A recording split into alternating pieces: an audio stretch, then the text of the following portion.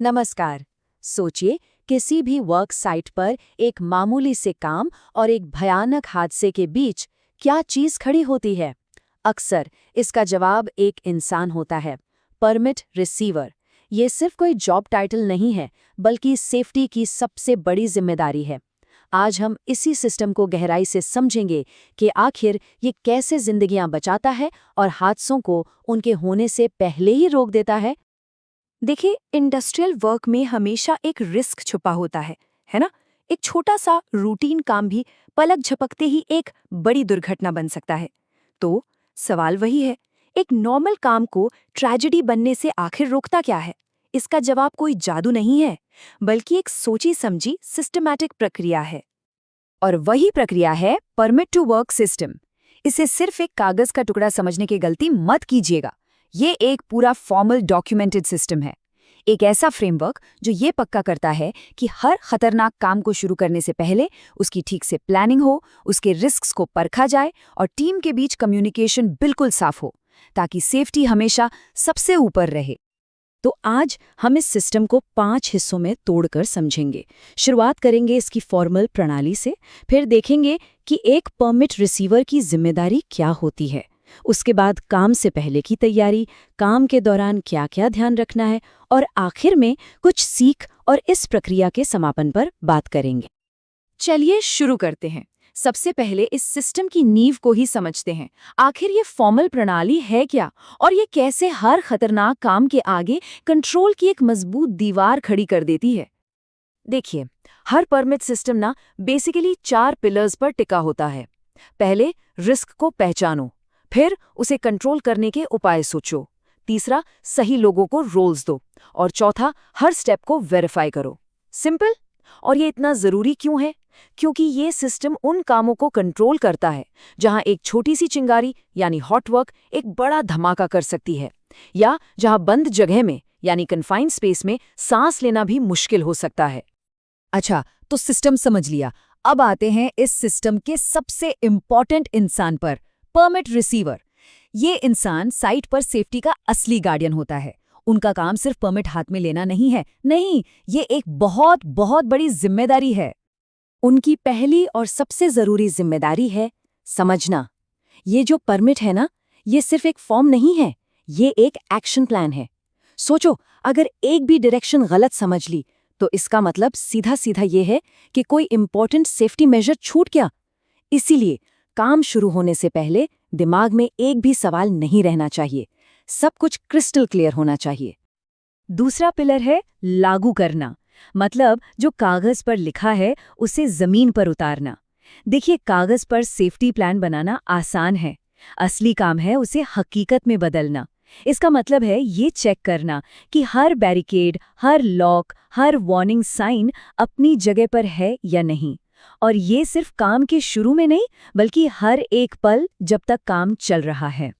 तीसरा सबसे इंपॉर्टेंट काम है संवाद करना, यानी लगातार बातचीत। परमिट रिसीवर एक तरह से साइट पर आंखें और कान होता है। मौसम बदल गया, कोई नई मशीन आ गई, या कुछ भी अजीब लग रहा है, छोटा हो या बड़ा, हर बदलाव को तुरंत परमिट जारी करने वाले को बताना पड़ता है, क्योंकि इस मामले में चुप्पी बहुत खतरनाक साबित हो सकती है। और चौथा पिलर डॉक्यूमेंटेशन, यानी हर चीज का रिकॉर्ड रखना। जब काम खत्म हो जाए तो परमिट को वापस जमा करना सिर्फ एक फॉर्मेलिटी नहीं है, ये जवाबदेही तय करता है और एक रिकॉर्ड बनाता है जिससे आगे चलकर सीखा जा सके। सोच के देखिए, आज का भरा हुआ परमिट कल होने वाले किसी हादसे को रोकने वाला सबक बन सकता है। ठीक है, तो रिसीवर की जिम्मेदारियां साफ हो गईं। अब चलते हैं उस स्टेज पर जब काम शुरू होने ही वाला है, यानी काम से पहले की तैयारी। ये वो फेज है जहां कागज पर बना प्लान असली फिजिकल सेफ्टी में बदलता है, यहाँ हर चीज को डबल चेक, ट्रिपल चेक किया जाता है। इस पूरे तैयारी का सेंटर पॉइंट है हैजार्ड असेसमेंट, यानी खतरे का मूल्यांकन।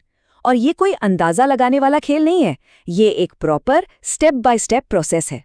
स्टेप 1, हर पॉसिबल खतरे को पहचानो। स्टेप 2, हर खतरा कितना सीरियस है उसे समझो। स्टेप 3, उन रिस्क को मैनेज करने के लिए कंट्रोल लगाओ। और स्टेप 4, लगातार रिव्यू करते रहो कि ये कंट्रोल्स ठीक से काम कर रहे हैं या नहीं। इसके बाद आती है एक्चुअल ग्राउंड लेवल चेकिंग। सबसे पहले एक टीम ब्रीफिंग, ताकि सबको पता हो कि क्या करना है, कैसे करना है। फिर साइट पर जाकर एक राउंड लगाना, ये देखने के लिए कि जो परमिट्स में लिखा है वही हालत जमीन पर है या कुछ अलग है। उसके बाद वर्क बाउंड्रीज को सिक्योर करना, और हाँ, सबसे इम्पॉर्टेंट ये चेक करना कि सारे सेफ्टी और इमरजेंसी इक्विपमेंट अपनी जगह पर हैं और काम कर रहे हैं, क्योंकि ज़रूरत पड़ने पर वही काम आते हैं। और फिर आता है फाइनल वैलिडेशन, मतलब काम शुरू होने से ठीक पहले का आखिरी गेट। ये लास्ट चांस है किसी भी अनसेफ काम को रोकने का। इसमें क्या क्या होता है? सबके सिग्नेचर्स चेक किए जाते हैं, परमिट की डेट और टाइम वैलिडिटी देखी जाती है, साइट कंडीशंस को परमिट से दोबारा मैच किया जाता है, और फिजिकली इंस्पेक्ट करते हैं कि सारे कंट्रोल्स अपनी जगह पर हैं। जब सब कुछ 100% ठीक हो, तभी साइन ऑफ करके काम शुरू करने की परमिशन दी जाती है। तो काम शुरू हो गया, पर इसका मतलब ये बिल्कुल नहीं कि गार्डियन का काम खत्म। असली काम तो अब शुरू हुआ है, यानी एक्टिव मॉनिटरिंग। इस स्टेज पर लगातार चौकन्ना रहने की जरूरत होती है। काम शुरू होने के बाद मॉनिटरिंग का मतलब क्या है? इसका मतलब है रेगुलर चेक्स करते रहना, क्योंकि कंडीशंस बदल सकती हैं। शायद मौसम बिगड़ जाए, हवा की क्वालिटी खराब हो जाए। और सबसे जरूरी, लोगों पर नजर रखना, वर्कर के बिहेवियर को ऑब्जर्व करना। कहीं कोई थकान के कारण गलती तो नहीं कर रहा, या टाइम बचाने के चक्कर में कोई शॉर्टकट तो नहीं ले रहा। ऐसी हर चीज को नोट करना और डॉक्यूमेंट करना जरूरी है, क्योंकि यही विजिलेंस हादसों को रोकती है। अब ये टेबल देखिए, इसके नंबर्स बहुत इंपॉर्टेंट है। अगर परमिट को एक्सटेंड करना है तो सारे सेफ्टी कंट्रोल्स को 100% रीचेक करना होगा, एक भी कम नहीं। परमिट जारी करने वाले की अप्रूवल के बिना 0 यानी 0 चेंजेस अलाउ किए जाते हैं, और आमतौर पर एक एक्सटेंशन 24 घंटे से ज्यादा का नहीं हो सकता। ये नियम पत्थर की लकीर हैं, इनमें कोई कॉम्प्रोमाइज नहीं हो सकता। चलिए अब इस सफर के आखिरी हिस्से पर आते हैं, काम का समापन और उससे मिलने वाली सीख। ये स्टेप ये पक्का करता है कि काम ना सिर्फ सेफली पूरा हो, बल्कि हम भविष्य के लिए कुछ इंपॉर्टेंट लेसन्स भी सीखें। काम का अंत उतना ही इम्पॉर्टेंट है जितनी उसकी शुरुआत। इसके भी सिस्टमैटिक स्टेप्स हैं।